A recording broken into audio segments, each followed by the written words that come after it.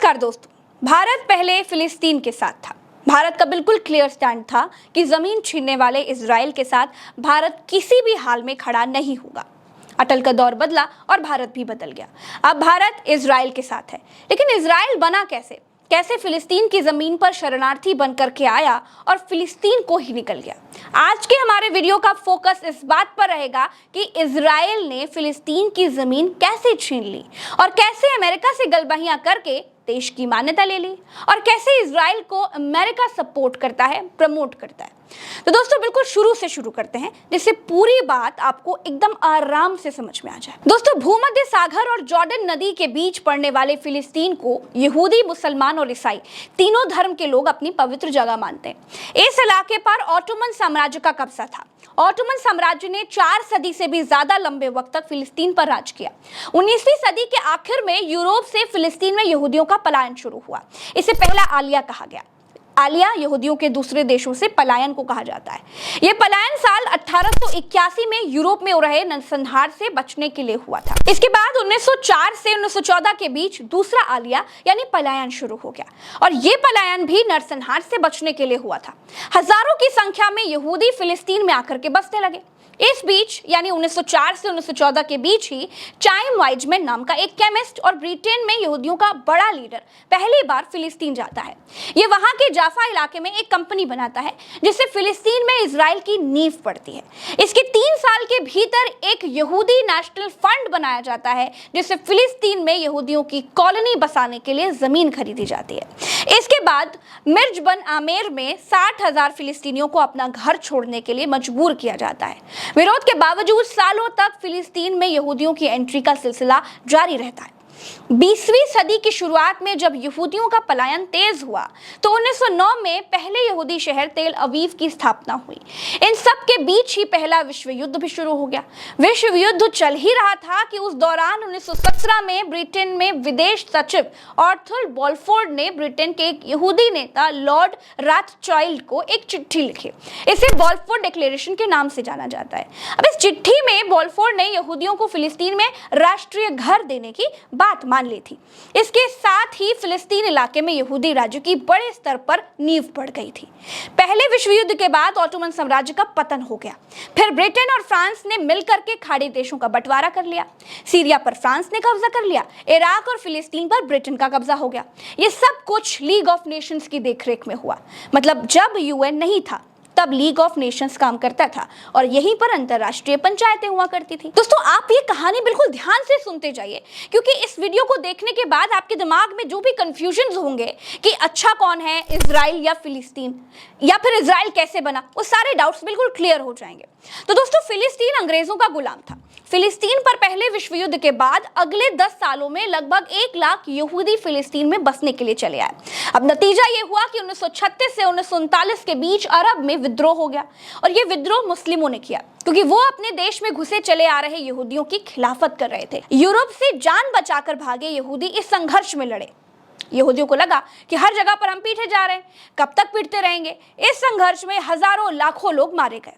आखिरकार 1939 में ब्रिटेन ने फिलिस्तीन में यहूदियों के आने पर रोक लगा दी। इसी बीच दूसरा विश्व युद्ध भी शुरू हो गया। दूसरे विश्व युद्ध में यहूदियों के खिलाफ जमकर अत्याचार हुए। चुन चुनकर यहूदियों को मारा जाने लगा। यह अत्याचार हिटलर की नाजी सेना कर रही थी। हिटलर की नाजी सेना से बचने के लिए यहूदियों ने फिर भागना तो शुरू किया, लेकिन दुनिया के बाकी मुल्क उन्हें अपने यहाँ शरण देने से बच रहे थे। फिर जगह कहाँ मिली जानते हैं? फिर जगह मिली फिलिस्तीन में। जब ये सब कुछ हो रहा था तब गुपचुप तरीके से एक आलिया बैट नाम से एक आंदोलन भी चल रहा था। इसके जरिए यहूदियों को गुपचुप तरीके से फिलिस्तीन में बसाया जाने लगा। एक अनुमान के मुताबिक दूसरे विश्व युद्ध के आखिर तक फिलिस्तीन में यहूदियों की आबादी 30% से ज्यादा हो गई थी। अलग यहूदी राष्ट्र की मांग होने लगी। यहूदियों के लिए वैसे तो अलग देश की मांग लंबे समय से हो ही रही थी, लेकिन दूसरे विश्व युद्ध और नाजियों के हाथों यहूदियों के नरसंहार के बाद यह मांग और भी ज्यादा तेज हो गई। ब्रिटेन ने यहूदी और अरब प्रतिनिधियों के साथ बातचीत करके मसले को सुलझाने की पूरी कोशिश की, लेकिन बात नहीं बनी। यहूदी फिलिस्तीन को यहूदी और अरब देश में बांटने की मांग पर अड़े थे, जबकि अरब इसके खिलाफ में था। 15 मई 1947 को ब्रिटेन ने इस मामले को संयुक्त राष्ट्र की महासभा के पास भेज दिया। सितंबर 1947 में संयुक्त राष्ट्र में एक प्रस्ताव रखा गया। प्रस्ताव में एक अरब मुल्क और एक यहूदी देश की बात थी। 48% हिस्सा फिलिस्तीन को दिया गया और 44% हिस्सा इजराइल को दिया गया, जबकि यरूशलेम के 8% हिस्से की जमीन अंतर्राष्ट्रीय नियंत्रण के हिस्से में थी। दिसंबर 1947 में गृह युद्ध शुरू हो गया। इस बीच ब्रिटेन ने ऐलान किया कि 15 मई 1948 को वो यहां से चले जाएंगे। इस ऐलान के बाद यहूदी विद्रोह संगठनों की कार्रवाई में 2.5 लाख से ज्यादा अरबों ने फिलिस्तीन छोड़ दिया।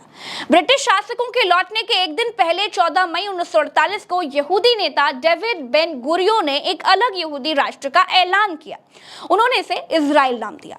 इजराइल के गठन के एक दिन के बाद ही मिस्र, जॉर्डन, सीरिया और इराक ने हमला कर दिया।